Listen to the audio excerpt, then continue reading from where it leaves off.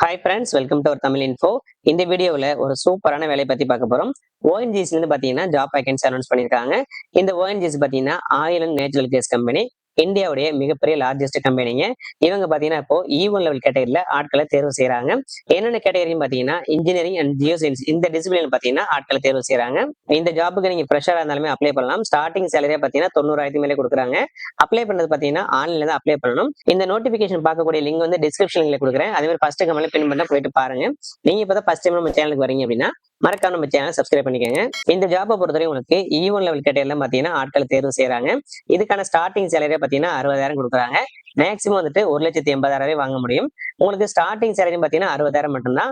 இது இல்லாம பார்த்தீங்கன்னா உங்களுக்கு போனஸ் அலவன்ஸ் சொல்லிட்டு மந்த்லி பார்த்தீங்கன்னா ஒரு 80,000 இருந்து 90,000 நீங்க வாங்க முடியும். இதுக்கான அலவன்ஸ் பார்த்தீங்கன்னா உங்களுக்கு ஆனுவல் இன்கிரிமெண்ட் பார்த்தீங்கன்னா உங்களுக்கு 3% கொடுக்குறாங்க. அது மட்டும் இல்லாம அலவன்ஸ் பார்த்தீங்கன்னா உங்களுக்கு 35% கொடுக்குறாங்க. அதே மாதிரி பார்த்தீங்கன்னா உங்களுக்கு அகாமடேஷன், ப்ராவிடென்ட் ஃபண்ட், அதே மாதிரி பார்த்தீங்கன்னா பர்ஃபார்மன்ஸ் பேஸ்டு பே கொடுக்குறாங்க. அப்புறம் மெடிக்கல் பேஸ்ல சொல்லிட்டு உங்களுக்கு எக்கச்சக்கமான அலவன்ஸ் இருக்கு.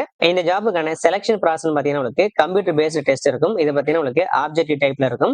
இதுல வந்துட்டு யாரெல்லாம் ஷார்ட் லிஸ்ட் பண்றாங்களோ அவங்க பாத்தீங்கன்னா 1:5 அப்படிங்கிற ரேஷியோல பாத்தீங்கன்னா இன்டர்வியூ வந்து கண்டக்ட் பண்ணுவாங்க. இதுல பாத்தீங்கன்னா அதுக்கான பாராமீட்டர் கொடுத்துருக்காங்க பாருங்க. சிபிடி டெஸ்ட் 85 மார்க்கும், இன்டர்வியூல 15 மார்க்கும், டோட்டலா பாத்தீங்கன்னா 100 மார்க் இருக்கும். சோ இதுல வந்துட்டு ஹையஸ்ட் யார் எடுக்கிறாங்களோ அதுபடி பாத்தீங்கன்னா ஆட்களை தேர்வு செய்வாங்க. அதுக்கான மினிமம் மார்க்குமே கொடுத்துருக்காங்க பாருங்க. சிபிடி டெஸ்ட்டை பொறுத்தவரை உங்களுக்கு ஜென்ரல், இடபிள்யூஎஸ், ஓபிசி இவங்களுக்கு பாத்தீங்கன்னா மினிமம் வந்துட்டு 45% மார்க் எடுக்கணும். இதுவே SC, ST, personal with disable candidate ஆனா 40% மார்க் எடுத்தாலே போதும். இது வந்துட்டு சிபிடி டெஸ்ட்டை பொறுத்தவரையும். இதுவே இன்டர்வியூ அப்படின்னா ஜென்ரல், இடபிள்யூஎஸ், ஓபிசிக்கு பாத்தீங்கன்னா 60% மார்க் எடுக்கணும்.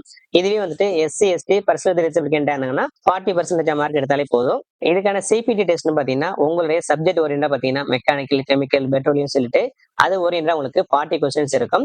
ஜென்ரல் அவேர்னஸ்ல பாத்தீங்கன்னா உங்களுக்கு 10 கொஸ்டின்ஸ் இருக்கும். ஆப்டிடியூட்ல பாத்தீங்கன்னா 25 கொஸ்டின், இங்கிலீஷ் லாங்குவேஜ்ல பாத்தீங்கன்னா 10 கொஸ்டின், டோட்டலா உங்களுக்கு 85 கொஸ்டின்ஸ் இருக்கும். இந்த எக்ஸாம் பொறுத்தவரை உங்களுக்கு எந்த விதமான நெகட்டிவ் மார்க்குமே கிடையாது. நிறைய எக்ஸாமினேஷன்ல பார்த்தா உங்களுக்கு நெகட்டிவ் மார்க் கண்டக்ட் பண்ணுவாங்க. இதுல பாத்தீங்கன்னா உங்களுக்கு எந்த விதமான நெகட்டிவ் மார்க்குமே கிடையாது. இது வந்துட்டு ஒரு அட்வான்டேஜ் தான். இதுக்கான எக்ஸாமினேஷன் சென்டர்னு பார்த்தோம்னா நம்மளுடைய தமிழ்நாட்டை பொறுத்தும் சென்னையில கொடுத்துருக்காங்க.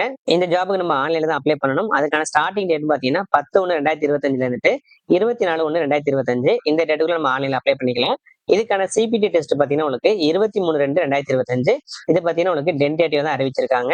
இந்த ஜாப்புக்கான போஸ்டிங் பாத்தீங்கன்னா இன்ஜினியரிங் கேட்டகரி பொறுத்தவரையும் ஏஇ போஸ்டிங், அதாவது அசிஸ்டன்ட் இன்ஜினியரிங் எக்ஸிக்யூட்டிவ் சொல்லுவாங்க.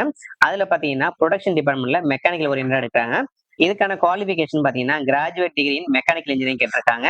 அதுல பாத்தீங்கன்னா உங்களுக்கு மினிமம் வந்துட்டு 60% மார்க் எடுத்துக்கணும். இதுக்கான டோட்டல் வேகன்சி பாத்தீங்கன்னா உங்களுக்கு 11 வேகன்சி இருக்கு.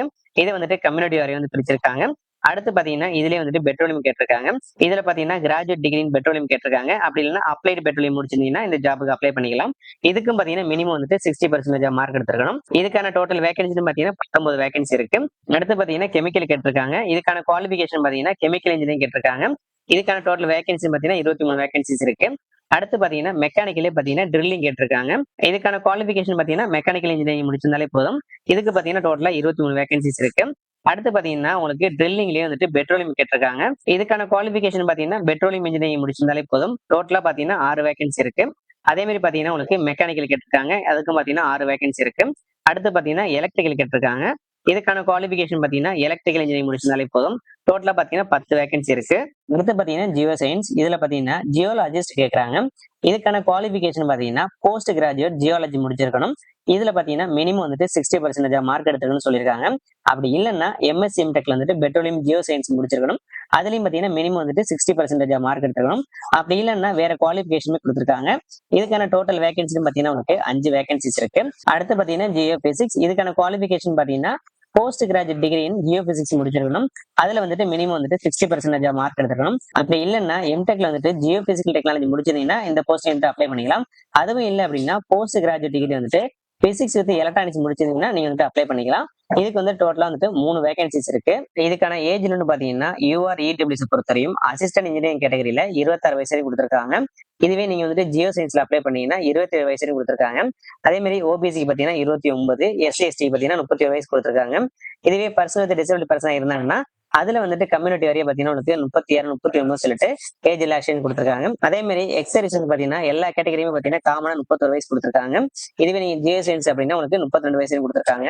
இந்த ஜாப்புக்கு எப்படி அப்ளை பண்ணி சொல்லி ப்ரொசீஜர் எல்லாமே கொடுத்துருக்காங்க. அடுத்து பாத்தீங்கன்னா இதுக்கான ரெஜிஸ்ட்ரேஷன் ஃபீஸ் இதை பொறுத்தவரையும் உங்களுக்கு ஜென்ரல், இடபிள்யூஎஸ், ஓபிசி இவங்களுக்குலாம் பாத்தீங்கன்னா 1000 ரூபாய் வந்துட்டு ரெஜிஸ்டர் ஃபீஸா வாங்குறாங்க. இதுவே வந்துட்டு SC, ST, personal disable candidate இருந்தாங்கன்னா அவங்களுக்கு வந்துட்டு எந்த விதமான சார்ஜுமே கிடையாது. ஃப்ரீயாவே அப்ளை பண்ணிக்கலாம். இந்த வீடியோ பிடிச்சா லைக் பண்ணுங்க. உங்க ஃப்ரெண்ட்ஸ் ரிலேட்டிவ்ஸ் யாராவது ஜாப் டேட்டா சர்ச் பண்ணியிருந்தாங்கன்னா அவங்களுக்கு இந்த வீடியோ ஷேர் பண்ணுங்க. மறக்காம நம்ம சேனலை சப்ஸ்கிரைப் பண்ணிக்கோங்க.